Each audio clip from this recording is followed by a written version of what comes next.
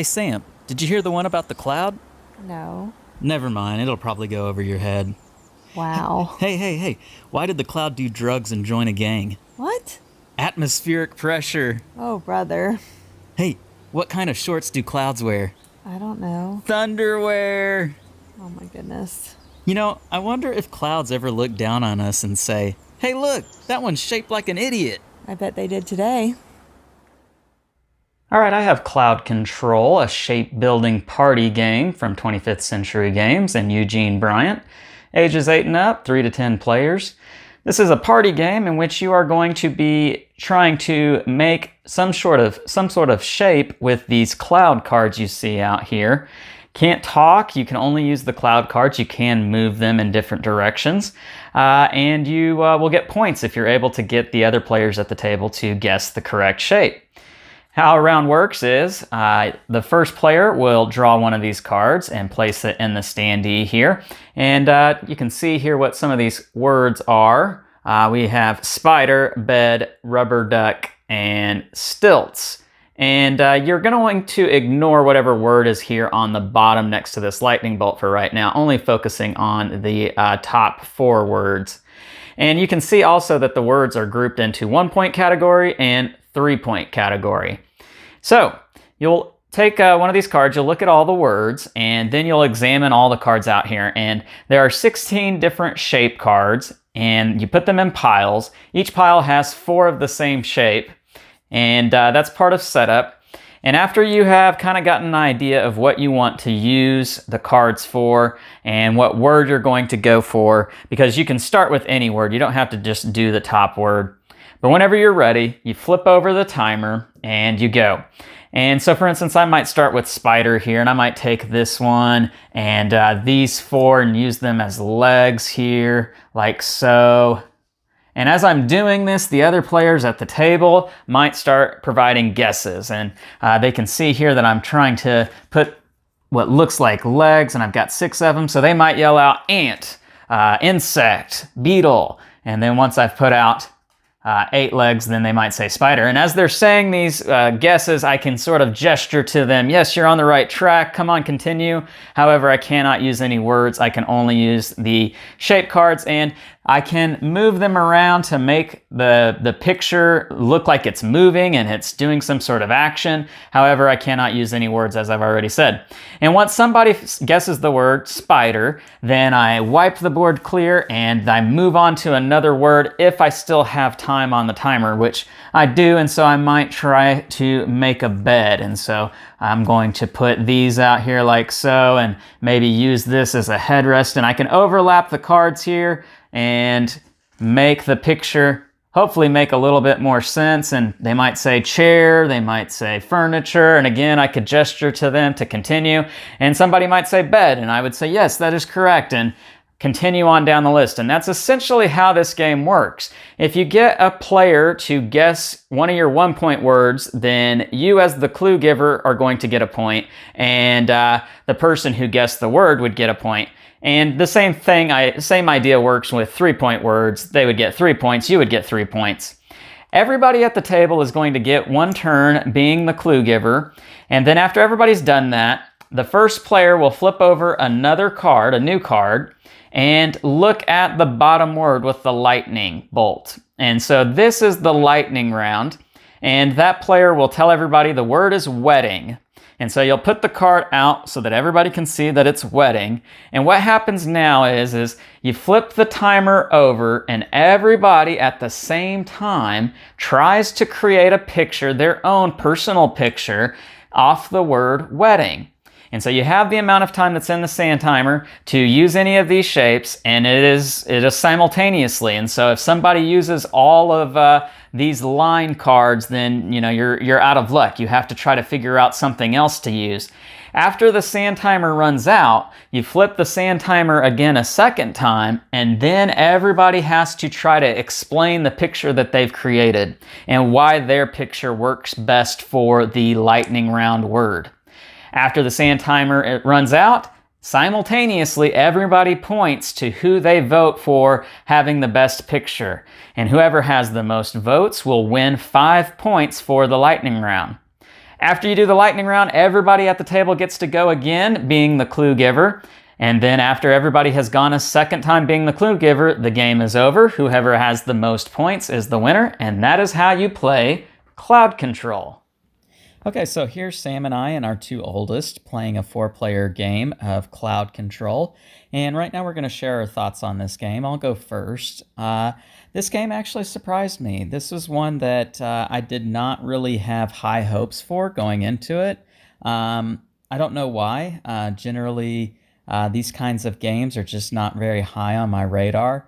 And especially when when there's the mechanic of everybody is working on a similar thing or maybe the exact same thing, and then there's a vote. That's usually not something that I find too fun in games, but that honestly was the best thing in this game. That was really fun, where we're all racing to compete to complete the same clue, and we only have 2 turns of the sand timer. I think it was just really interesting to see the creativity of everyone using the same kinds of cloud cards to try to make the same clue, but everybody's pictures looked differently. Like we had air traffic controller, air tower, or whatever it was, and we all came up with different things using these cards. Yeah, I agree. I thought that was a really cool thing. But the other parts of this game, I don't know. The rest of the game didn't really click with me too well. I'll come back to that here in a second. But Sam, what did you think about this game? I think the idea of the game is a lot of fun. It's kind of like Pictionary, but you don't have to be necessarily artistic. You get to use what you have, but at the same time, you are limited because you have to use what you have. Right. So you do have to be creative, whether or not you're artistic or not. But I think we both agreed that a lot of the cards were just too complicated, and maybe it's just the cards that we had, because we drew some later on that we were like, okay, well, that might have been a little bit more doable. Mm-hmm. But some of the words were just too abstract to be able to use what you have to create it. Either too abstract or too specific. Yes. Like one end of the spectrum to the other end, there weren't very many that I felt like, or at least in our games, that I felt like were doable, if that makes sense. To give an example, one that stuck out in my mind was grandmother. I don't know how you do a picture of how you would differentiate between a woman and a grandmother. Correct, right. I mean, I suppose you could do things like give her a cane or whatever, but just with is that old lady or is that grandmother? Right, yeah. And just with the time restraints of the sand timer, having to do that under pressure, that would be difficult to do if you had 10 minutes to work out, And this is coming from 2 adults. It was even more difficult for the kids. Right, yeah. Now, that being said, when you did come across a card that worked, like I had one in which I was able to get every single one on my card, it's a fun experience. You get to really feel like you're expressing your creativity, and it really clicks when somebody gets it. That's a good experience. I just think it was a little few and far between for our liking. Yeah. I think that was the big thing that we came away from it saying is, I just wish the words were easier. Mm-hmm. But the idea of the game was a lot of fun. I really enjoyed putting the shapes together. And like Lance said at the beginning, the ones where we all had to create the same thing was a lot of fun to see everyone's different perception of that word with those shapes. Yeah. Now, what did you think about the shapes themselves? Did you think they were usable? Did you think that they were the right shapes, or would you have changed some things about them?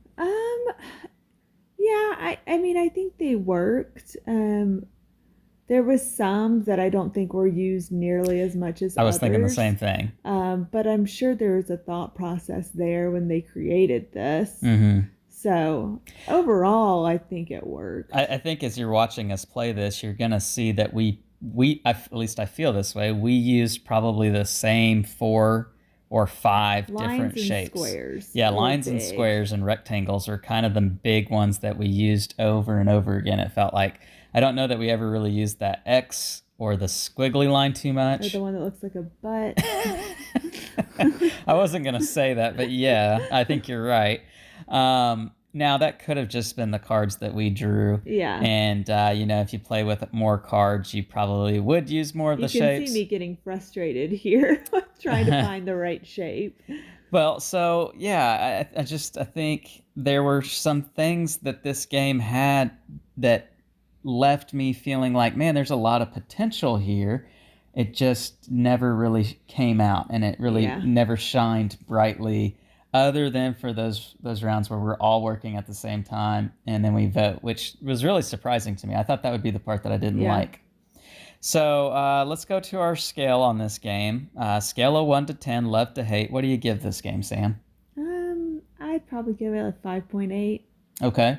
All right. Any other thoughts you would add to that? I mean, I thought, again, the idea is really fun.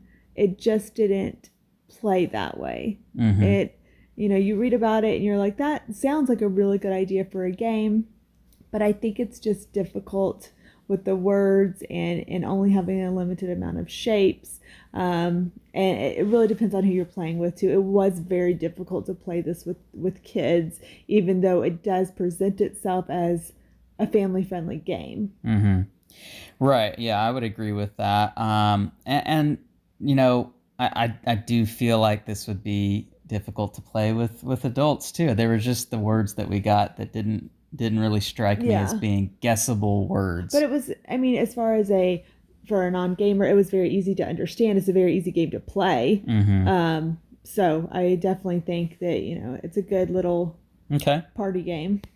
I'm going to give this game probably a 5.6. I'm right there with you in the same kind of ballpark. I think I've said a lot on it so far. There's potential here, and I would hope that maybe they come out with a new deck of cards or a new deck of shapes or just whatever, because I want to come back to it. I want to give it another chance, but or maybe each person could get their one card where you can draw your own specific shape on it, or something like that. Yeah. So I think that's where it's at for right now, and you pretty much already said this would be a game that you would try with non-gamers. Oh yeah, for sure. Okay. All right. Well, there you guys have it. This one overall was a little bit of a miss for us, I think.